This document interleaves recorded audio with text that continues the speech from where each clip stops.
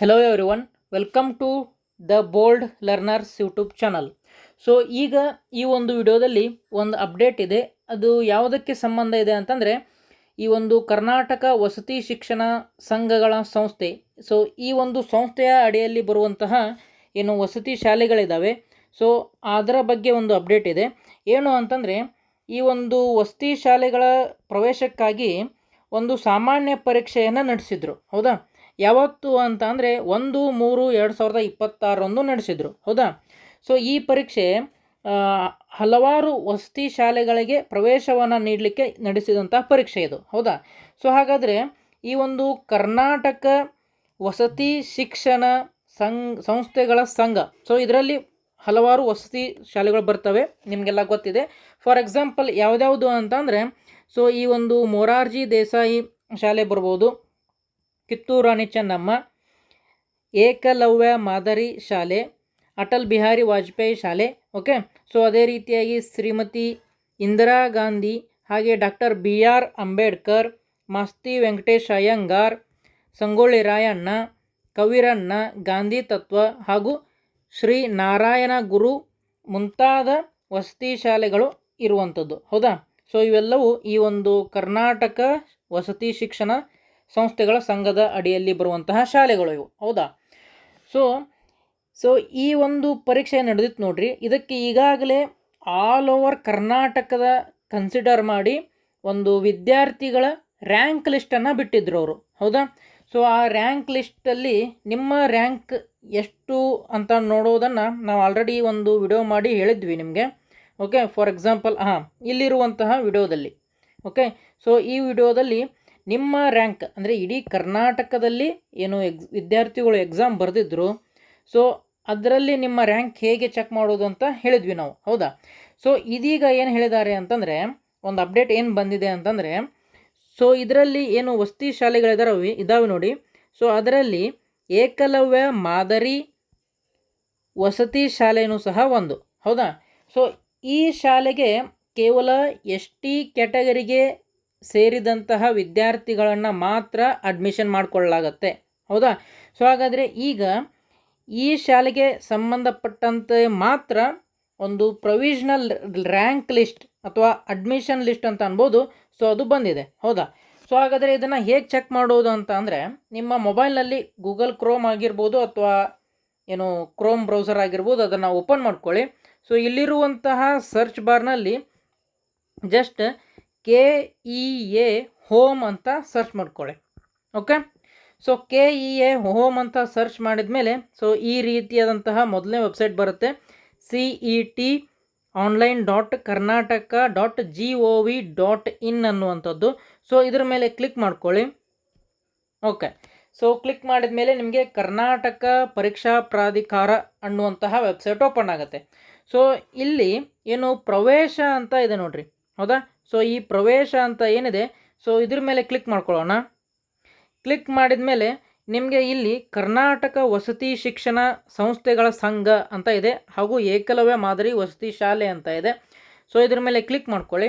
So ಇವತ್ತು ಬಂದಿರುವಂತಹ update ಏನು ಅಂತ ಅಂದರೆ, ಇಲ್ಲಿ ನೋಡ್ಬೋದು ನೀವು EMRS 6th class admission provisional list ಅಂತ ಇದೆ. ಹೌದಾ?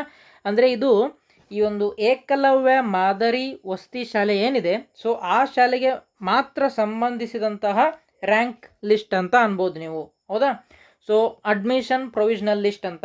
ಓಕೆ, ಆ ಒಂದು ಶಾಲೆಗಳಿಗೆ ಇಷ್ಟು ಯಾವೆಲ್ಲ ವಿದ್ಯಾರ್ಥಿಗಳು ಸೆಲೆಕ್ಟ್ ಆಗಿದ್ದೀರಾ ಅವರ ಲಿಸ್ಟನ್ನು ಬಿಟ್ಟಿದ್ದಾರೆ. ಹೌದಾ? ಸೊ ನಮ್ಮ ಕರ್ನಾಟಕದಲ್ಲಿ ಒಟ್ಟಾರೆಯಾಗಿ 12 ಏಕಲವ್ಯ ಮಾದರಿ ವಸತಿ ಶಾಲೆಗಳು ಇರುವಂಥದ್ದು.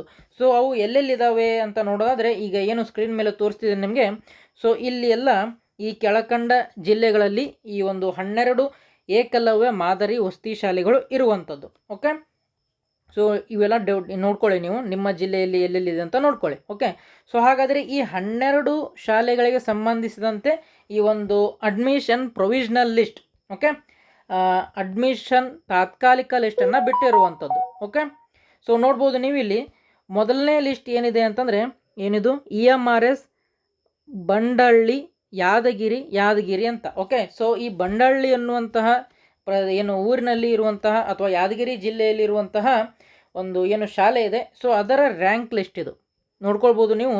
ಇಲ್ಲಿ ಏನೇನೆಲ್ಲ ಇದೆ ಅಂತಂದರೆ, ಸೊ ವಿದ್ಯಾರ್ಥಿಯ SATS ID ಇದೆ, ಓಕೆ. ಆಮೇಲೆ ವಿದ್ಯಾರ್ಥಿಯ ರ್ಯಾಂಕ್ ಆಲ್ ಓವರ್ ಕರ್ನಾಟಕದು ರ್ಯಾಂಕ್ ಏನು ಕೊಟ್ಟಿದ್ರು ಅದರ ರ್ಯಾಂಕ್ ಇದೆ, ನೇಮ್ ಸಹ ಇದೆ.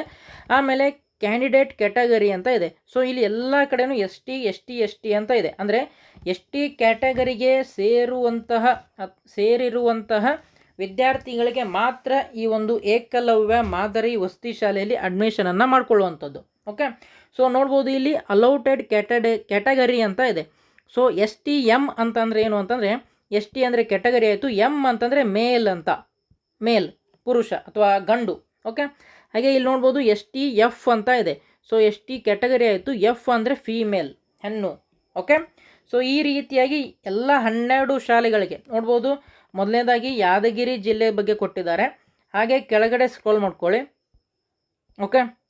ಸೊ ಈ ಒಂದು PDF ನಮ್ಮ ವಾಟ್ಸಪ್ ಗ್ರೂಪ್ನಲ್ಲೂ ಸಹ ನಾನು ಆ್ಯಡ್ ಮಾಡಿರ್ತೀನಿ, ಓಕೆ. ಸೊ ನಮ್ಮ ವಾಟ್ಸಪ್ ಗ್ರೂಪ್ ಜಾಯ್ನ್ ಆಗುವ ಮುಖಾಂತರ ಈ ಒಂದು PDF ನೀವು ಪಡೆದುಕೊಳ್ಬೋದು. ಸೊ ನೆಕ್ಸ್ಟ್ ಏನಿದೆ, ಇಲ್ಲಿ ಮೈಸೂರಿನಲ್ಲಿರುವಂತಹ ಶಾಲೆಗೆ ಕಟ್ ಆಫ್ ಲಿಸ್ಟನ್ನು ಅವರು ಬಿಟ್ಟಿದ್ದಾರೆ, ಓಕೆ. ನೆಕ್ಸ್ಟ್ ನೋಡ್ಬೋದು ನೀವು ಇಲ್ಲಿ. ಆ ನಂತರ ಕೊಡಗು, ಹೌದಾ, Kodagu, okay. Next Kalaburagi, okay. So ಈ ರೀತಿಯಾಗಿ 12 ಶಾಲೆಗಳ ತಾತ್ಕಾಲಿಕ ಈ ಒಂದು ಅಡ್ಮಿಷನ್ ಲಿಸ್ಟನ್ನು ಬಿಟ್ಟಿರುವಂಥದ್ದು, ಓಕೆ. ಸೊ ಇದು ಏಕಲವ್ಯ ಮಾದರಿ ವಸತಿ ಶಾಲೆಗೆ ಮಾತ್ರ ಸಂಬಂಧಿಸಿದಂತಹ ಲಿಸ್ಟ್ ಆಗಿದೆ. ಅದು ಸಹ ಏನು ಪ್ರೊವಿಷನಲ್ ಲಿಸ್ಟ್ ಅಂತ ಬಿಟ್ಟಿದ್ದಾರೆ, ತಾತ್ಕಾಲಿಕ ಅಂತೇಳಿ. ಇನ್ನು ಫೈನಲ್ ಲಿಸ್ಟನ್ನು ಇನ್ನೊಮ್ಮೆ ಸಹ ಬಿಡ್ತಾರೆ, ಓಕೆ.